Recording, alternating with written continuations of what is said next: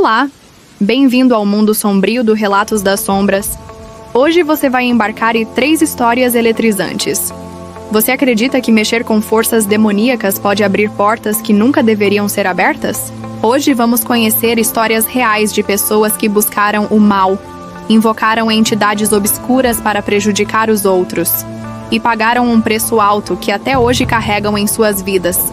Prepare-se, porque o que você vai ouvir agora não é apenas uma história, mas um aviso sombrio. História 1. A Maldição da Terra Dividida. Era o ano de 1982, em uma pequena cidade do interior de Minas Gerais, onde uma disputa por terras se transformou em um pesadelo que ninguém imaginava. Antônio Ferreira, um fazendeiro ambicioso e de temperamento explosivo, vivia em conflito constante com seus irmãos pela herança deixada pelo pai. A fazenda era vasta, produtiva e cheia de possibilidades, mas a partilha nunca havia sido feita, oficialmente. Cansado das brigas judiciais, Antônio tomou uma decisão sombria. Procurou uma mulher conhecida apenas como Dona Ritinha das Sombras, uma feiticeira que vivia afastada da cidade, em uma casa isolada, cercada por mata fechada. Diziam que ela tinha ligações com forças malignas, que não era apenas rezadeira ou benzedeira como outras mulheres da região, mas alguém que fazia pactos obscuros. Antônio chegou até ela com um único pedido. Queria que os irmãos morressem, ou ao menos que ficassem incapacitados de lutar pela terra. Dona Ritinha o olhou em silêncio por alguns minutos, como se medisse o peso do ódio em seu coração. Depois falou em voz baixa. Você entende que não se volta atrás depois disso? O que pedirá será feito, mas a cobrança não virá de mim, e sim das forças que vou invocar. Antônio, tomado pela ganância, não hesitou. Entregou-lhe dinheiro, gado e parte da colheita de café como pagamento. Naquela mesma noite, o ritual foi feito. O fazendeiro jurou ter visto coisas que nunca esqueceu. A mulher traçando símbolos estranhos no chão, sacrificando um bode preto e entoando palavras em uma língua que ele não conhecia. O fogo da lamparina tremulava como se fosse levado por um vento inexistente, e sombras se moviam nas paredes de barro da cabana. Poucos dias depois, os irmãos de Antônio começaram a adoecer. Um deles ficou cego repentinamente, outro teve uma paralisia parcial, e o terceiro morreu de forma inexplicável, depois de convulsões violentas. Antônio, por sua vez, recebeu a posse da fazenda sem grandes dificuldades. Parecia que havia vencido, mas a vitória durou pouco. Logo após assumir a terra, começou a ter visões perturbadoras. Vultos negros caminhando pela fazenda, risadas à noite próximas ao curral, animais que adoeciam sem motivo. Os empregados começaram a pedir demissão, alegando que viam homens sem rosto, vagando pela propriedade. Antônio se isolou cada vez mais. A esposa o abandonou, levando os filhos embora, pois não suportava mais os gritos durante a madrugada, quando o marido acordava suado, dizendo que demônios o perseguiam. O fazendeiro tentou buscar ajuda na igreja local, mas os padres se recusaram a visitá-lo quando souberam da ligação dele com Dona Ritinha. Os anos se passaram e Antônio envelheceu sozinho. A fazenda, antes próspera, tornou-se improdutiva. O gado morreu, as plantações secaram e a casa grande ficou em ruínas. Os poucos vizinhos que ainda se aproximavam juravam ouvir gritos e lamentos vindo da propriedade à noite, como se várias vozes chorassem juntas. Hoje, quase 40 anos depois, a fazenda continua abandonada. Antônio morreu em circunstâncias estranhas, encontrado dentro de casa com o corpo completamente contorcido, como se tivesse sido esmagado por uma força invisível. Quem visita o local garante que ainda há marcas de fogo no chão da sala principal, exatamente onde o fazendeiro assistiu ao primeiro ritual. Essa é a história de um homem que trocou a família por ambição e que, ao invocar forças demoníacas para destruir seus irmãos, acabou destruindo a si mesmo. O preço que pagou foi a própria alma. E até hoje dizem que seu espírito atormentado vaga pela fazenda maldita. Você percebeu o preço que Antônio pagou por sua ganância? Mas se você acha que essa história foi perturbadora, espere. Até ouvir a próxima. Nela, a sede por vingança levou uma jovem a fazer algo que mudou completamente o destino de sua família. História 2. O Espelho da Vingança. No início dos anos 1990, em uma cidade do interior de São Paulo, vivia uma jovem chamada Cláudia. Desde muito nova, ela sempre fora conhecida por sua beleza, mas também por um temperamento explosivo. Em sua adolescência, conheceu Marcos, um rapaz humilde e trabalhador, com quem iniciou um relacionamento intenso. No entanto, após alguns anos, Marcos se envolveu com outra mulher. E isso quebrou Cláudia de uma forma irreparável. Ela não apenas terminou o namoro, como jurou que faria Marcos pagar caro pela traição. Consumida por um ódio que crescia a cada dia, Cláudia passou a buscar formas de se vingar. Até que uma amiga lhe contou sobre uma senhora que mexia com feitiçaria pesada, conhecida como Mãe Dalva, que fazia trabalhos de vingança usando objetos pessoais. Cláudia não pensou duas vezes.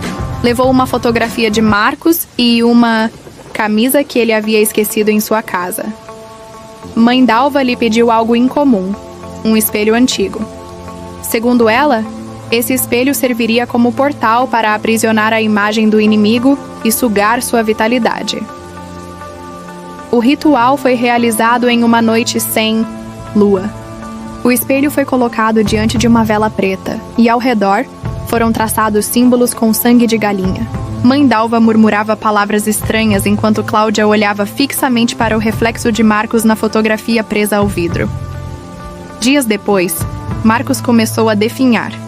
Perdeu peso rapidamente, teve febres constantes e começou a reclamar que não conseguia mais dormir, pois sempre que fechava os olhos, via o rosto de Cláudia sorrindo de forma macabra. Em poucas semanas, estava irreconhecível, mas o preço não recaiu apenas sobre ele. O espelho que havia sido guardado no quarto de Cláudia começou a refletir coisas estranhas. Às vezes, ela jurava ver sombras atrás dela. Outras vezes, o espelho mostrava seu próprio reflexo com olhos completamente negros. Os pesadelos se intensificaram, e Cláudia passou a ouvir vozes a sussurrar seu nome durante a noite. Marcos morreu em apenas 3 meses, sem diagnóstico médico claro. A família o velou em silêncio, desconfiando da ligação de Cláudia, mas sem provas. Ela, por sua vez, começou a enlouquecer. Passava horas diante do espelho, conversando sozinha, como se tivesse se tornado prisioneira da própria maldição que havia criado.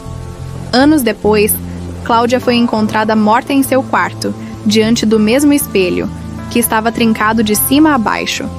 O corpo dela parecia deformado, como se tivesse sido sugado de dentro para fora. O objeto foi retirado da casa, mas ninguém sabe ao certo para onde foi levado. Dizem que quem olha para aquele espelho até hoje vê não apenas o próprio reflexo, mas também o rosto de Cláudia, chorando em silêncio, pedindo para ser libertada do pacto que ela mesma criou. E se até agora você achou pesado, prepare-se. A terceira história é considerada uma das mais sombrias já contadas em grupos de ocultismo no Brasil. Um pacto selado com sangue, que ecoa até hoje. História 3.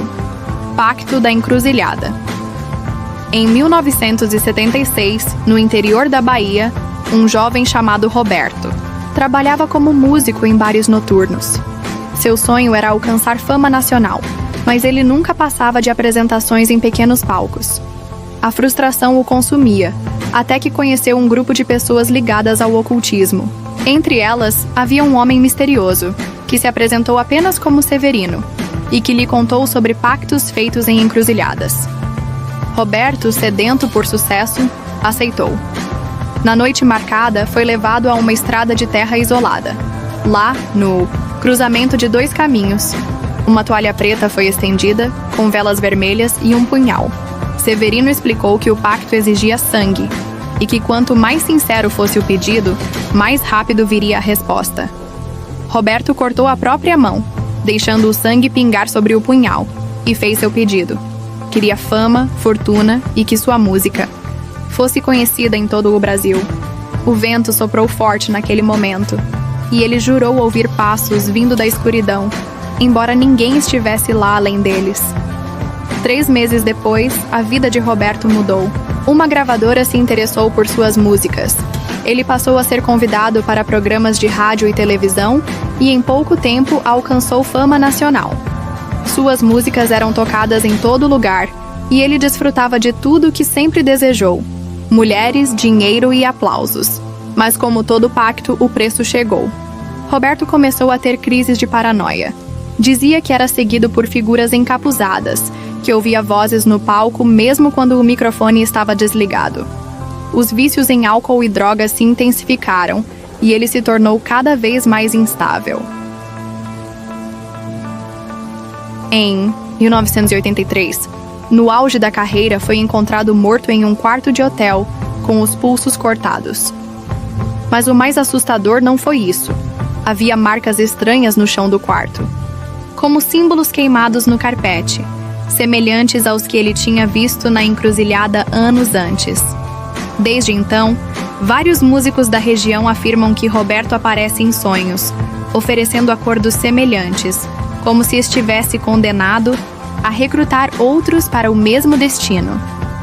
Até hoje, a história dele é contada como um aviso. Cuidado com o que se pede em uma encruzilhada, porque o preço nunca é apenas o que você imagina pagar.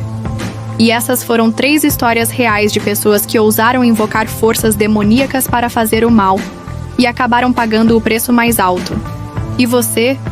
Teria coragem de se envolver com algo assim?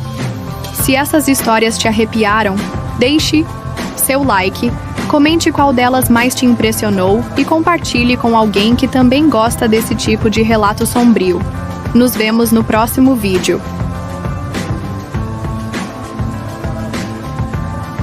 Se inscreva no canal, comenta, curte e compartilha. Canal Relatos das Sombras.